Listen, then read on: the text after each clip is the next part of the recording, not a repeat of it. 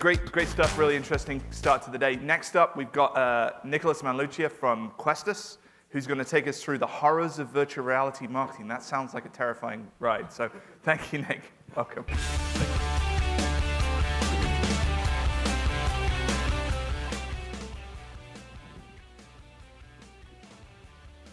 So good morning. I am really excited to be here talking about virtual reality, and more specifically, marketing in virtual reality. Now, the first question in your mind is probably like, should we bother? You know, is VR kind of gimmicky? Is it just going to be a fad? And I think those are all fair questions. But on the contrary, I think virtual reality is poised to become one of the most prominent and powerful mediums that we've ever seen. So in the next few minutes, I'm going to try to do three things. I'm going to give an overview of the current state of virtual reality. I'm going to speculate on where it's likely to go in the next 10 years or so. I'm going to provide a couple guidelines for just how we should be thinking about virtual reality content creation. So let's start with a few figures that just illustrate the potential of virtual reality. Here we've got 38.8 million. It's the estimated number of virtual reality headsets sold by 2018. $80 billion. It's the projected valuation of the VR market by 2025. 5.6 seconds. It's the average amount of time it takes for someone to ask about porn after putting on a VR headset for the first time. No, I totally made that up. That's what most of my friends seem to ask. I'm not really sure what that says about the company I keep. But even looking beyond the numbers, like just look at the headlines and you see a very clear growth trajectory.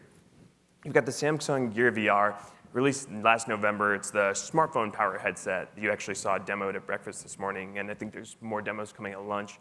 But it's sold out very, very rapidly. The same exact story with Facebook and their Oculus Rift. They started taking pre-orders during CES. It sold out within minutes. Lots of cool things happening on the hardware front. You've also got HTC and Sony coming out with products in the summer, as well as Google and Apple. Google just announced they've got an entire business unit dedicated exclusively to virtual reality. Apple, on the other hand, been surprisingly quiet on the whole topic, AR versus VR. Until about a month ago, they announced that they were hiring one of the foremost experts in virtual and augmented reality interfaces. So definitely expect something from them in the near future. Then you look at what brands are doing and how they're using it. You've got these agencies, big agencies like BBDO and Huge, doing these VR crash courses, really just getting the technology into their employees' hands, letting them see what it's capable of. You've also got really great content from New York Times in partnership with GE Google. They shipped 1 million+ Google Cardboards to their subscribers in an effort to promote their new content. And the way that GE and Mini integrated was brilliant. And you'll actually see a bit of that later. And so that's kind of where we're at with virtual reality now. It's a lot of really great content marketing. The brands you see behind me all have at least some kind of VR content piece. It's really interesting. That's the current state of VR. But then we got to start thinking about where it's going in the future. And to me, there's going to be this inevitable shift to paid advertising in virtual reality, right? And I think one of the roundtable discussions we had yesterday teased this up really nicely. You know, we talked about how Facebook's organic reach has just been plummeting. You know, it's really more of a paid-to-play model now. And that's actually not unique to Facebook. If you just take like a standard adoption curve when it comes to any content platform, it follows the same pattern of content monetization. You've got the innovators initially, and there are no ads whatsoever, right? Then once you start seeing the early adopters creep in, there's some forward-thinking, more progressive brands that put out these content marketing pieces. And once the early majority joins the party, you've got this gradual introduction of paid advertising. And then finally, when you've got the late majority and the laggards, that's when you see more of a full-on paid model, like, say, Facebook, maybe YouTube.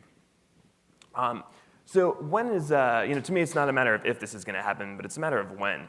And if you take Mark Zuckerberg's word for it, it's right around the scale of about 50 to 100 million VR units sold is when it starts to become interesting as a business in terms of developing out the ecosystem, which if you read between the lines, it's like when he can start making a crap ton of money on ad revenue.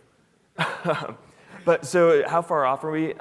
Goldman Sachs released a report just last month, or maybe a few weeks ago even, that had a couple projections. And if you take their base case, it's right around 2024 when we really start to see that volume of headsets out in the market, and when I think the content platform is really going to start exploding.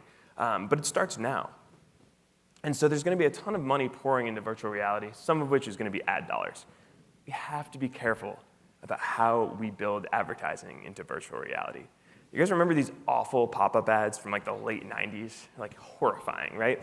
To me, what I worry is that when advertising becomes more integrated into virtual reality, moves away from those more content plays to a pure paid model, is that we start just imprisoning consumers with this type of crap, and they're constantly surrounded.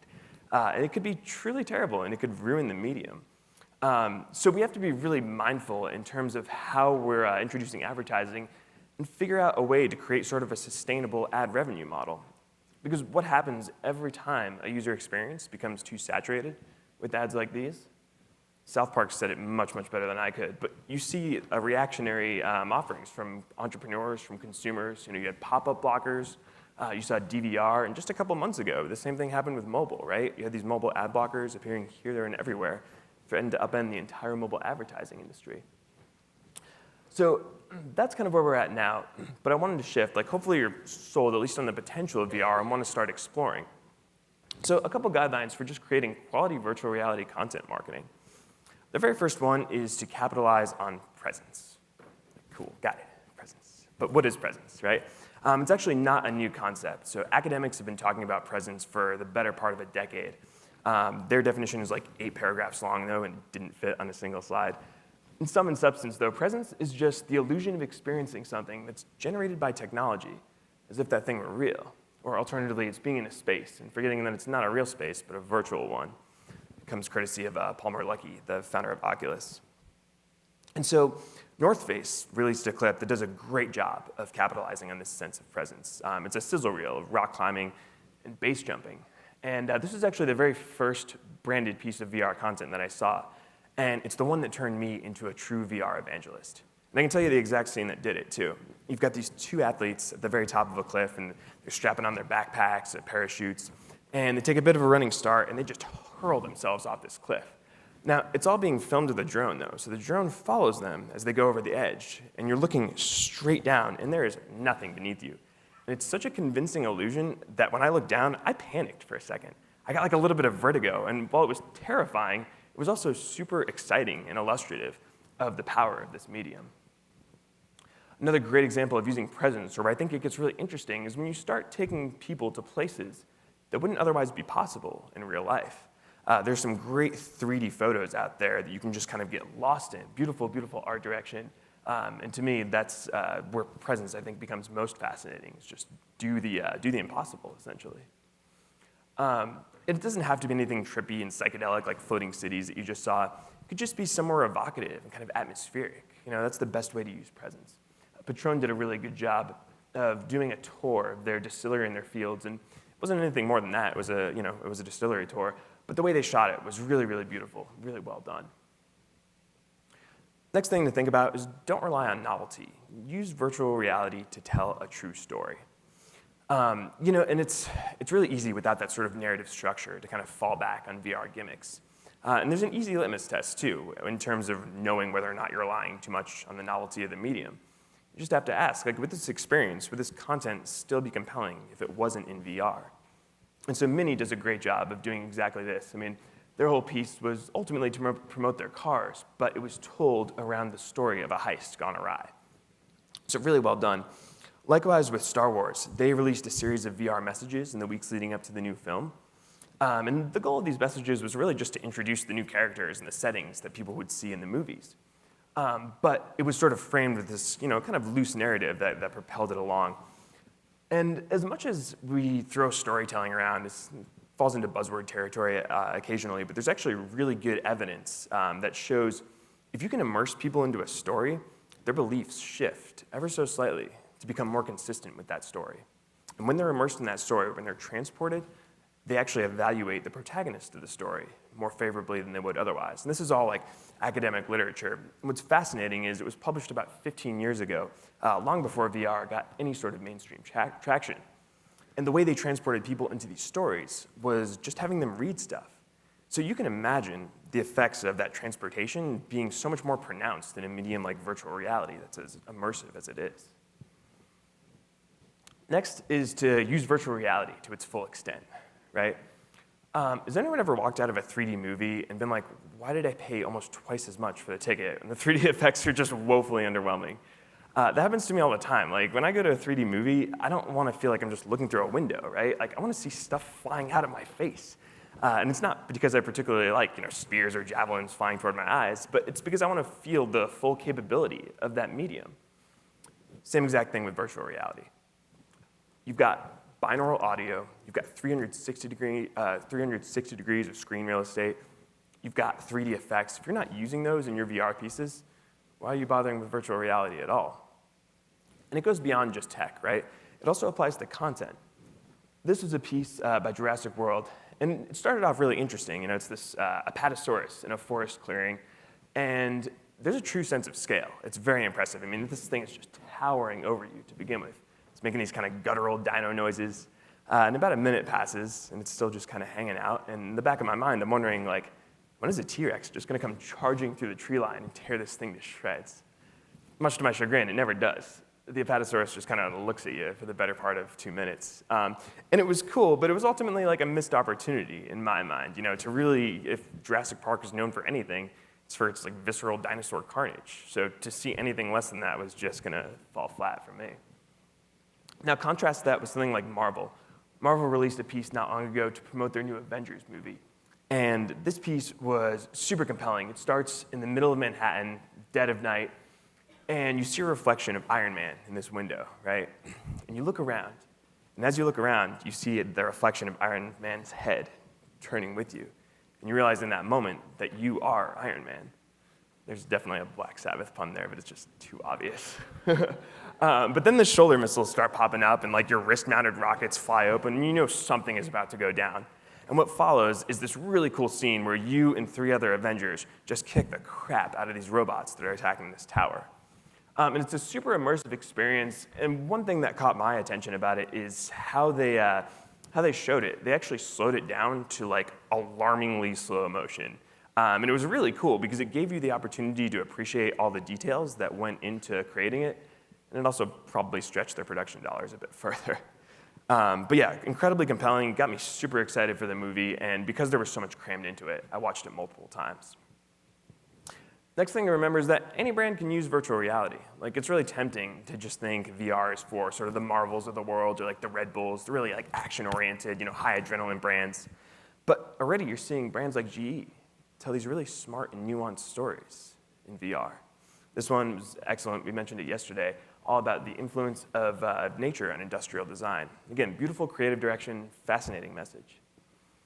Then you've got Jim Beam, kind of an unlikely candidate, but they did this whole VR experience where they were actually brewing or distilling users into the liquor, like from the first-person perspective of the liquor. A little gimmicky, but I liked it. It was an event marketing only thing, so when people took the headset off, there was actually a shot of the Devil's Cut whiskey waiting for them to try. Then you've got Borson. That's right, Borson. There's a processed cheese company that beat you to market in virtual reality. But no, it was a really fascinating experience. It was this virtual reality roller coaster ride through a fridge that was filled with produce and obviously Borson products. Last but not least, in terms of things to consider, is to really think lean. This has to be the topic on everyone's mind. You see all this cool stuff, and it's just like the dollar signs start flying. VR can be expensive, but 1.5 times as much in terms of pre-production is the figure I've seen. About twice as much in terms of shooting, and post gets really, really expensive, up to 10 times as much as standard digital video. So think shorter experiences, and don't be constrained to just videos. You saw one of the 3D pictures a bit earlier. To me, those are some of the most compelling experiences that I've had in VR. Just locked in a dark room with a headset on, like spinning around in this office chair, enjoying these beautiful 3D photos. And it's interesting to see where they go. Like, you sort of see this creative convention emerging, like storytelling in 90-degree increments through these photos. That, like, as you rotate clockwise, there's a story that unfolds, and you realize it's not just a whimsical island in the sky. There's whale rides going through the whimsical island in the sky. But these photos are, to me, just absolutely incredible and sort of illustrative of where the medium can go in the next couple of years. This was a fascinating anatomical 3D photo that, to me, got me thinking how virtual reality could be used for educational purposes and ultimately what that interface might look like. And so those are the things to bear in mind as you go through VR. And I'll close on probably my best piece of advice, which is to just go experience virtual reality if you haven't already. I mean, it'll be there at lunch. take advantage of it and really start considering how your brand could use it, creatively and interestingly. I firmly believe that we as marketers can be the authors of truly incredible experiences in virtual reality. So get out there, grab a headset, and go explore. Let your imagination run wild. Because in my view, imagination is going to be the fuel that propels brands to success in VR. Thank you.